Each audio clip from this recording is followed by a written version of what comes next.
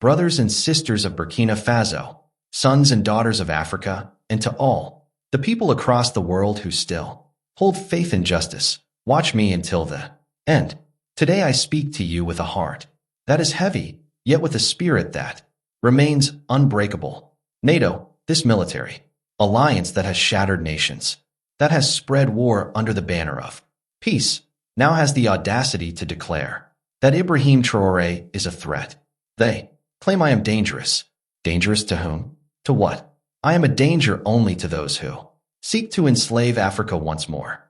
I am a threat only to those who believe our people must stay poor while they grow wealthy from our resources.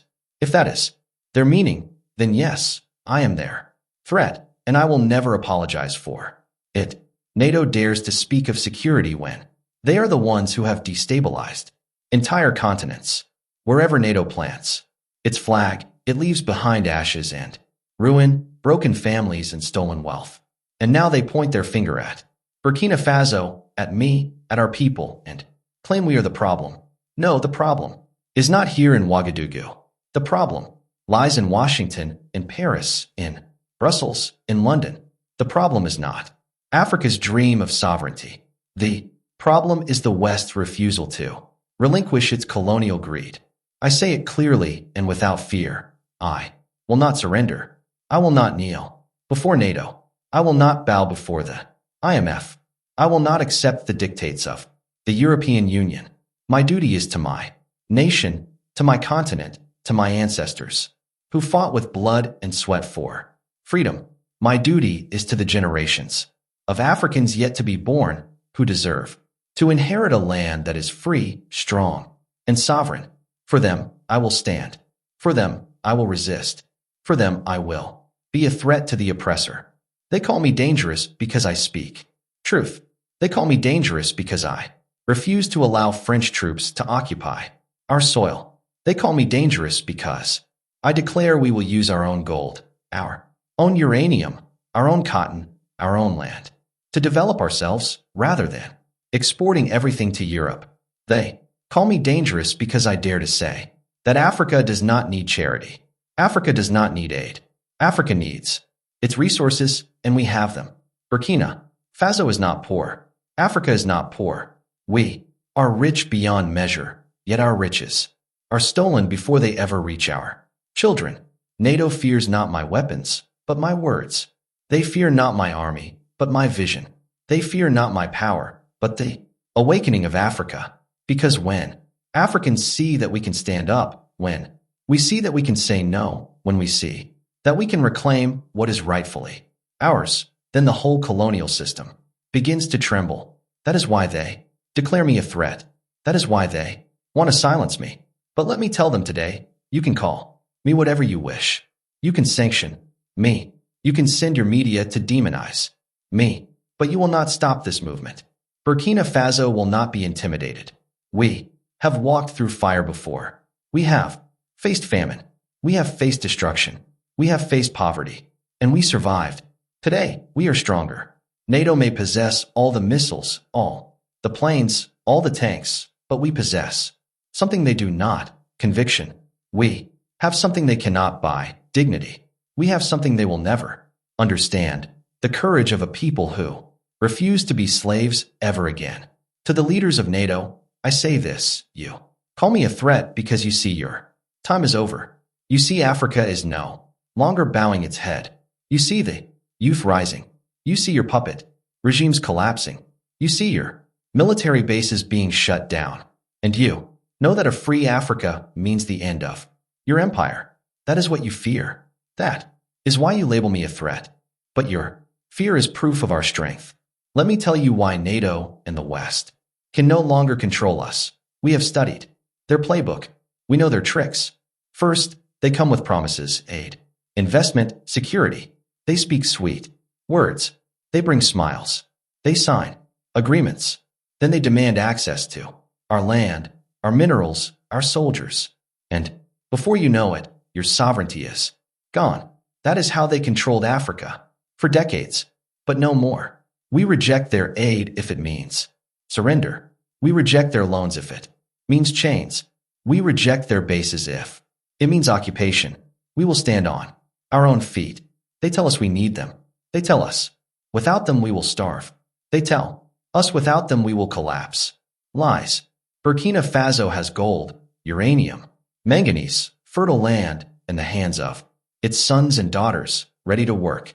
Africa has diamonds, oil, cobalt, lithium, copper, fertile soil, sunlight, water, forests. Tell me, who should depend? On whom? We have everything. And yet they say we are the ones who must beg. No, it is the West that cannot survive without Africa. It is NATO that cannot fund its wars without Africa's uranium. It is Europe that cannot keep its lights on without Africa's energy. It is America that cannot build its future technologies without Africa's cobalt and lithium. And I tell them today, the age of exploitation is over. I say it with pride. Africa does not need the West. In truth, the West needs Africa. And if they continue to treat us as slaves, then let them know we will turn the tables. We will not only stop begging for loans, we will become the ones giving loans. Yes, you heard me correctly. Burkina Faso, Mali, Niger, Congo, all of Africa. United, we possess enough wealth to lend to the IMF, to the World Bank, even to the governments of Europe themselves. Imagine the day when Paris comes to Ouagadougou for credit, when Washington comes to Bamako for support, when Brussels kneels in Niamey to ask for cooperation. That day will come if we remain united. But for that, we must be ready to fight, not only with weapons, but with ideas, with unity, with discipline, with work. The West will not give up easily. They will send their media to demonize us. They will say Traore is a dictator. They will say Traore is dangerous. They will say Traore is the new threat to democracy. But I ask you, what democracy are they speaking of? The democracy where multinationals steal our gold and leave us hungry? The democracy where NATO bombs entire countries in the name of freedom? The democracy where presidents who serve the West are protected, but those who serve their own people are assassinated? If that is democracy, then no, we do not need it. We need justice. We need sovereignty. We need dignity. My brothers and sisters, do not fear their words. Do not fear their threats. They cannot stop us unless we stop ourselves. They cannot defeat us unless we betray ourselves. They cannot silence us unless we accept silence. I tell you today, I will never accept silence. I will speak until my last breath. I will fight until my last drop of blood, because I know this struggle is not about me. It is about Burkina Faso. It is about Africa. It is about the dignity of black people across the world. I call on Africa's youth. Rise up. Take ownership of your land, of your future. Do not let the West define your destiny. Build industries. Build schools. Build hospitals. Build armies. Build nations. Use your intelligence, your creativity, your strength to lift Africa from the ashes of colonialism to the heights of sovereignty. And know this, we are capable. We are not less than anyone. We are not behind anyone.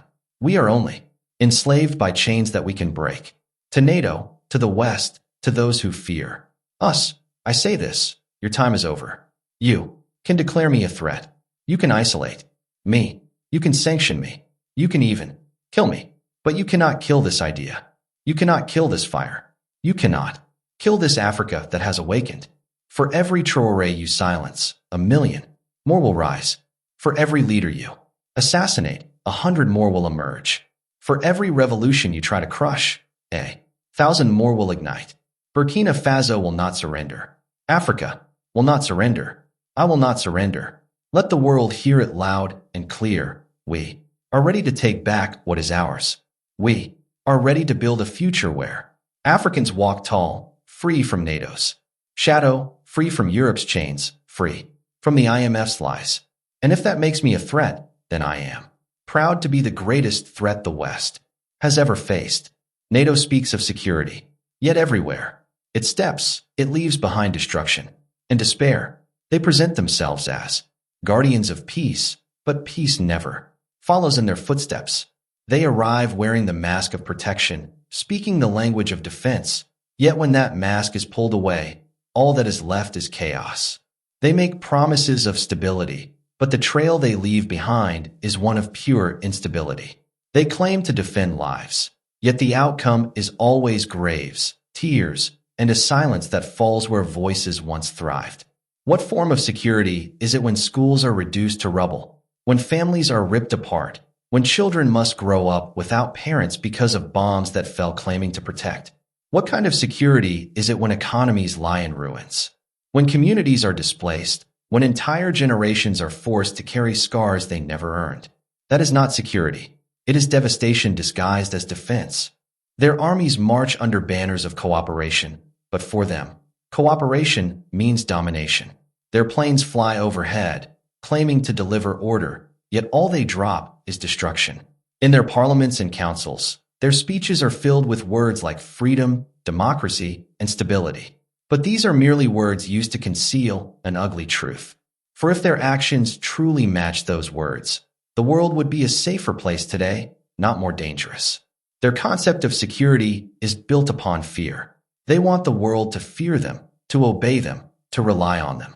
They spread the idea that without them, nations cannot survive, that without their weapons and their alliances, we are defenseless. But it is a lie. True security comes from sovereignty. True security arrives when people decide their own future. True security comes when the wealth of a nation serves its people, not foreign masters. True security is dignity, not dependence. When NATO moves, it does not bring security. It brings silence to the voice of nations. It silences leaders who refuse to kneel. It silences the will of the people who demand freedom. It silences the dream of independence. And then, after destroying what existed, they offer their own solutions. Solutions that only tighten the chains of dependence. They create the problem, then sell themselves as the answer. This is the reality of NATO's so-called security. It is not about protecting people. It is about protecting interests. It is not about defending lives. It is about defending control. It is not about spreading freedom. It is about spreading fear. They speak of unity, but what they truly desire is obedience. They speak of protection, but what they truly want is submission. They speak of peace, but what they truly seek is silence. The silence of nations too broken to resist, too weak to stand, too dependent to dream. But we are not blind. We have seen their pattern. We know their game. And we refuse to accept their definition of security. We refuse to allow them to come with their guns and their speeches and tell us what safety means, for we know the truth. Real safety, real peace, real stability will never come from NATO's boots on our soil. It will come only when our people decide our own destiny, when our resources serve us, when our sovereignty is complete. Until then, their promises of security are nothing but weapons hidden behind words. Their presence does not bring peace. It brings ashes, broken families, and stolen wealth.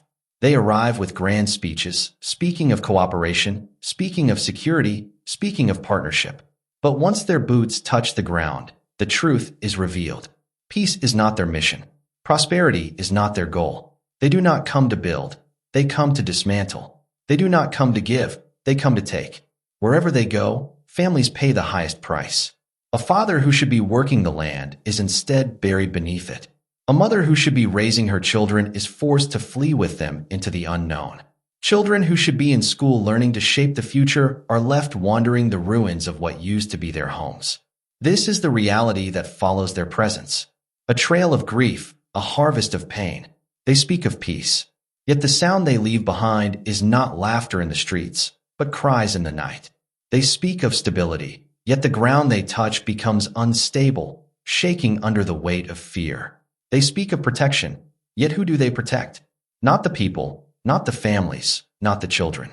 The only thing they protect is their access to wealth, their grip on resources, their control over the future of nations.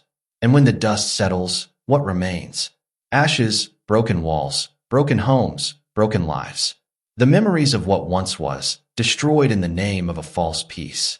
Families divided forever. Communities torn apart. Cultures disrupted. The fabric of society shredded by their so-called interventions. This is the peace they bring. A peace of silence. A peace of emptiness. A peace of graves. But perhaps the greatest crime of all is not just the broken families, or the ashes left behind. It is the stolen wealth. While people mourn, while nations struggle to rebuild, they quietly take what they came for. Gold, oil, minerals, land, strategic routes, all flow out of the hands of the people and into the coffers of those who claim to be saviors. They do not rebuild. They extract. They do not invest. They rob. They do not empower. They weaken. And they call this partnership. The cycle is clear. First, they create chaos. Then they use that chaos to justify their presence. And while the people are distracted by suffering, they steal. They take the very wealth that could have rebuilt the schools, repaired the hospitals, modernized the roads, and lifted the people out of poverty. Instead, that wealth is loaded onto ships, transferred into accounts hidden behind laws. And the people left with nothing are told to be grateful for the presence that destroyed their lives. Their presence does not bring peace. It brings dependency. It brings humiliation. It brings a future where people are told they cannot survive without the very hands that robbed them. It brings a false peace, one that covers chains with flowers, one that paints oppression as security, one that disguises theft as cooperation. I tell you today, true peace does not leave ashes. True peace does not shatter families. True peace does not strip a nation of its wealth. True peace strengthens, heals, restores, and uplifts. What they bring is not peace. It is domination. What they bring is not friendship. It is conquest. What they bring is not stability. It is slavery wrapped in promises.